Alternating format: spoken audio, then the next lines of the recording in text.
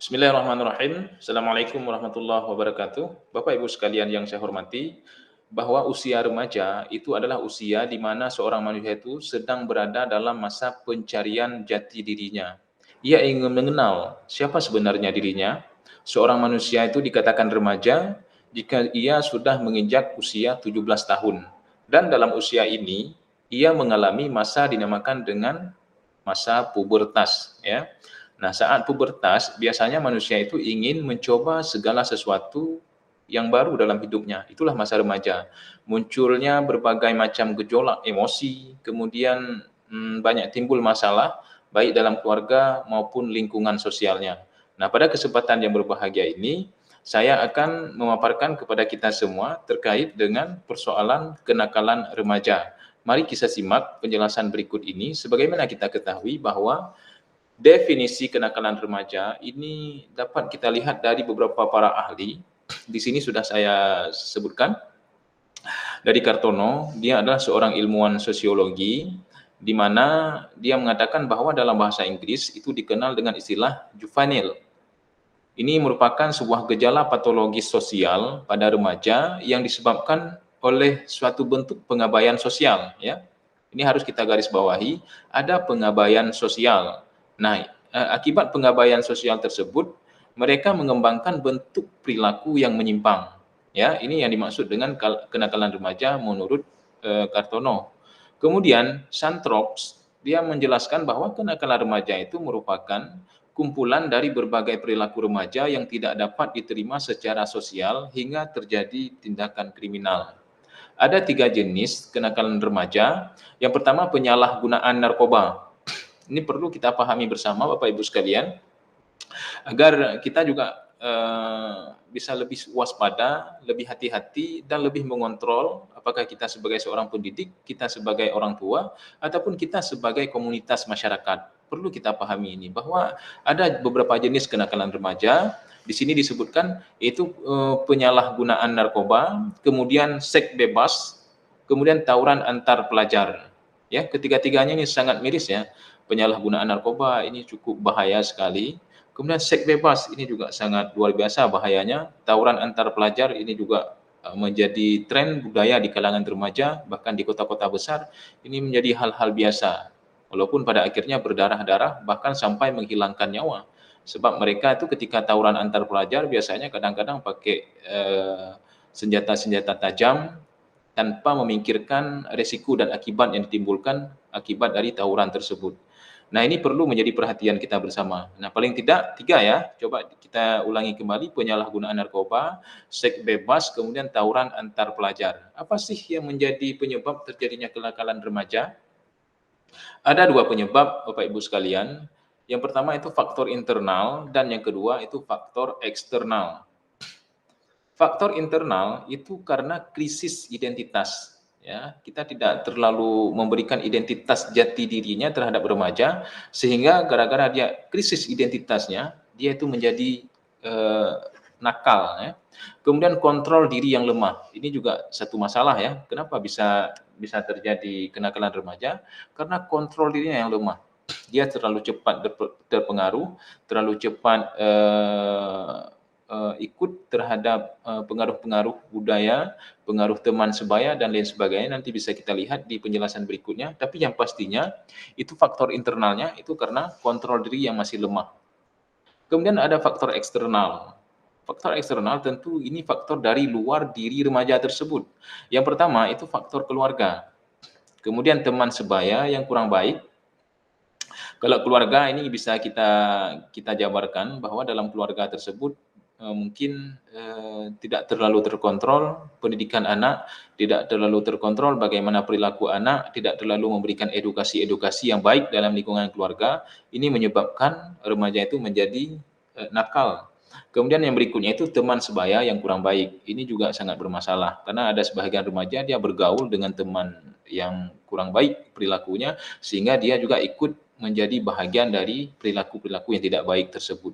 Kemudian lingkungan, ya kan? Remaja yang tinggal di lingkungan yang kurang baik ataupun lingkungan-lingkungan yang buruk, tentu dia akan terpengaruh dengan keadaan lingkungan tersebut. Ini juga tidak terlepas ya dari keadaan keluarga, lingkungan keluarga dan lingkungan teman sebayanya, sehingga dari faktor lingkungan tersebut menyebabkan remaja juga menjadi kurang terkontrol ataupun bisa menyebabkan timbulnya kenakalan remaja.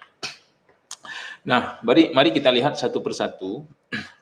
Tadi sudah kita sebutkan bahwa ada dua faktor, yaitu faktor internal dan faktor eksternal ya. Nah, penyebab terjadinya kenakalan remaja dari faktor internal itu krisis identitas. Apa sih yang dimaksud dengan krisis identitas? Nah, di sini perubahan biologis dan sosiologis pada diri remaja itu memungkinkan terjadinya dua bentuk integrasi.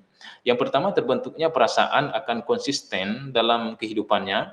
Kemudian yang kedua, tercapainya identitas peran. Ini terjadi karena remaja gagal mencapai masa integrasi yang kedua ini. Kemudian yang kedua, itu kontrol diri yang lemah. Apa sih yang dimaksud dengan kontrol diri yang lemah?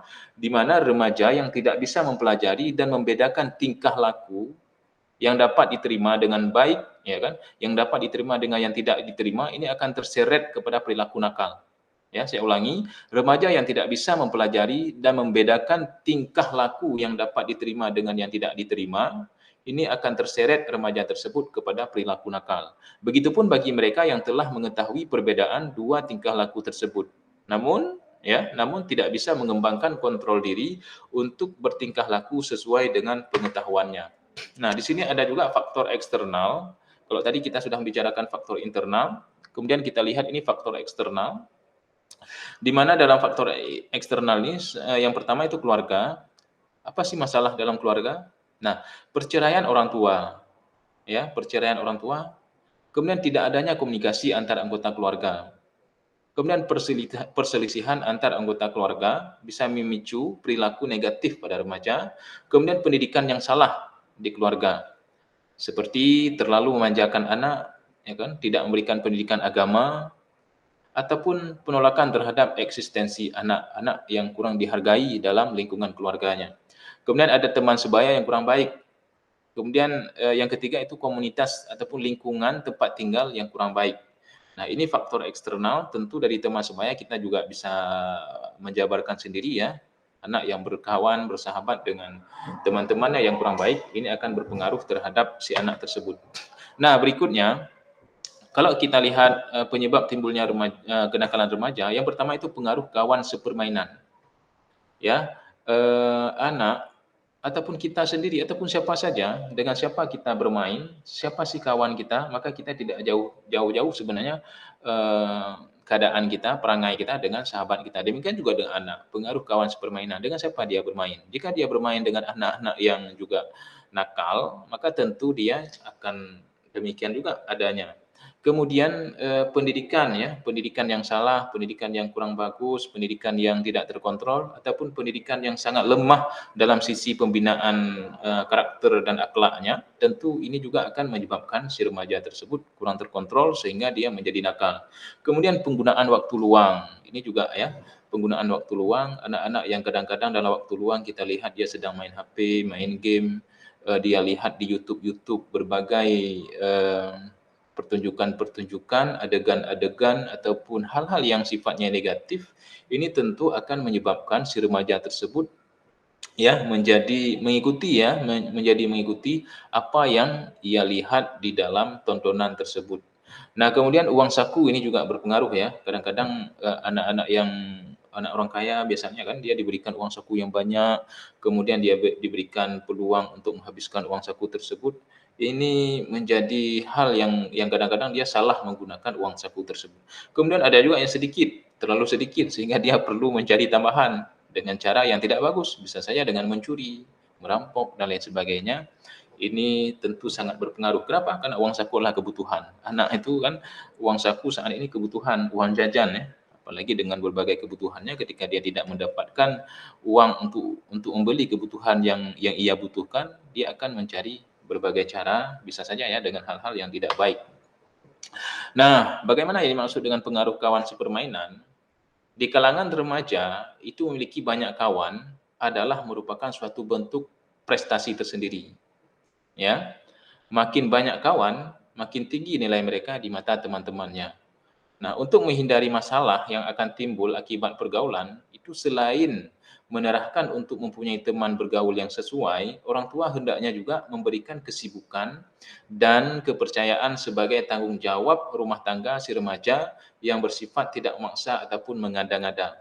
Ini perlu menjadi perhatian terkait dengan pengaruh kawan sepermainan. Pendidikan, ya, masih sering terjadi dalam masyarakat itu orang tua yang memaksakan kehendaknya agar di masa depan anaknya memilih profesi tertentu yang sesuai dengan keinginan orang tua. Ya, pemaksaan ini tidak jarang justru akan berakhir dengan kekecewaan. Kenapa? Sebab meski mereka ada sebagian anak yang berhasil mengikuti kehendak orang tuanya tersebut, tetapi tidak sedikit pula ya yang sungguh berhasil dan kemudian menjadi kecewa, frustasi dan akhirnya tidak ingin bersekolah sama sekali. Mereka malah pergi bersama dengan kawan-kawannya, bersenang-senang tanpa mengenal waktu, bahkan mungkin kemudian menjadi salah satu pengguna obat-obat terlarang. Oke.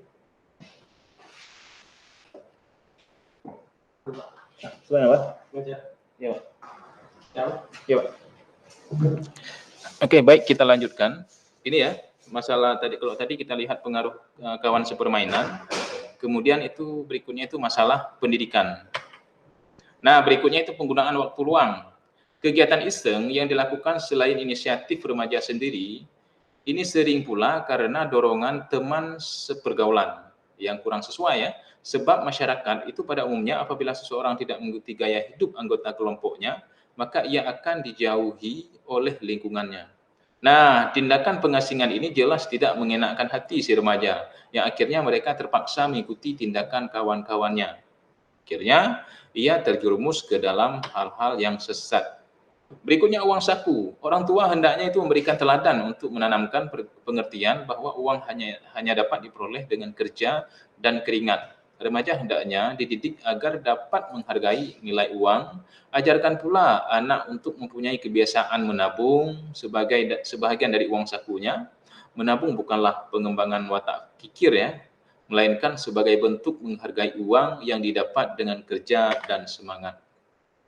Bagaimana sikap orang tua? Sikap orang tua dalam menghadapi kenakalan remaja, ya, menanamkan rasa disiplin ya dari ayah terhadap anak, memberikan pengawasan dan perlindungan terhadap anak oleh ibu, kemudian pencurahan kasih sayang dari kedua orang tua terhadap anak, kemudian menjaga agar anak tetap terdapat suatu hubungan yang bersifat intim dalam satu ikatan keluarga.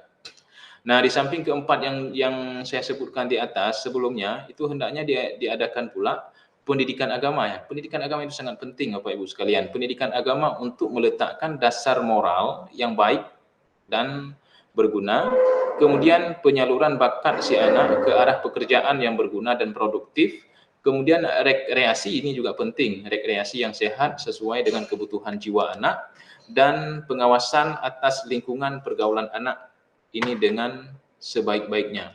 Oke, the end. Demikian, semoga para orang tua dapat mendidik putra-putrinya dengan sebaik-baiknya sehingga kelak putra-putrinya dapat berbakti kepada kedua orang tua, berguna bagi agama, nusa, dan bangsa.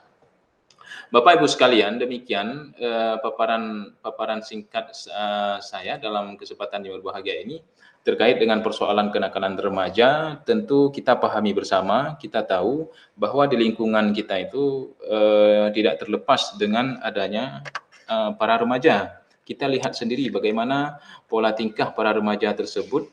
Jika mereka bagus mendapatkan pendidikan, pengontrolan, tentu mereka juga akan bagus dalam sisi pendidikannya. Tetapi di sisi yang lain, ada juga para remaja itu yang kurang mendapat pendidikan yang bagus, kurang terkontrol dengan baik, mereka juga akan terbawa kepada hal-hal yang negatif yang membuat mereka itu cenderung melakukan sesuatu yang seharusnya tidak lakukan kan. Kalau tadi di awal ya kan saya sudah sebutkan ada penyalahgunaan narkoba, itu tidak sedikit ya, penyalahgunaan narkoba itu dilakukan oleh kalangan remaja.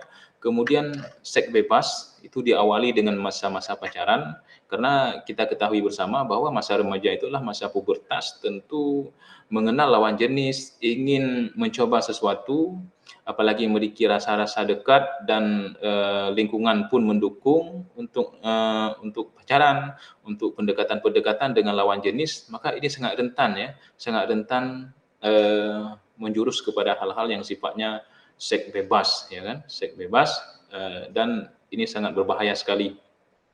Kemudian tawuran antar pelajar dan cukup banyak lagi ya kenakalan-kenakalan remaja kita sendiri bisa melihat, bisa paham dari lingkungan di mana kita kita tinggal ataupun untuk lebih jelas silakan coba search di Google, lihat di berbagai media-media bagaimana pola tingkah remaja saat ini itu yang sudah sangat, sangat parah ya tentunya. Maka oleh sebab itu di sini, kita juga tidak boleh lepas tangan semua pihak, kita sebagai guru, kita sebagai orang tua, kita sebagai masyarakat, kita sebagai, politikus, kita sebagai pemimpin, dan siapapun kita, ini mesti menaruh perhatian yang besar untuk mengontrol para remaja ini agar mereka tidak terjurus kepada hal-hal yang negatif. Ataupun kalau kita temukan ada hal-hal yang dilakukan sudah menjurus kepada hal-hal yang negatif, maka mari sama-sama kita giring kembali, kita ajak kembali mereka untuk ya kembali ke jalan yang benar ya. Jangan perturutkan, kalau sudah pacaran ingatkan jangan pacaran. Kalau sudah terjurus kepada narkoba, ini juga mesti kita kontrol. Dan hal-hal lainnya tentu Bapak Ibu sekalian mengenal lingkungan sekitarnya masing-masing, lakukan apa yang bisa kita lakukan untuk perbaikan generasi bangsa ke depannya. Demikian penjelasan saya pada kesempatan yang berbahagia ini. Saya ucapkan terima kasih atas perhatiannya dan saya akhiri. Assalamualaikum warahmatullahi wabarakatuh.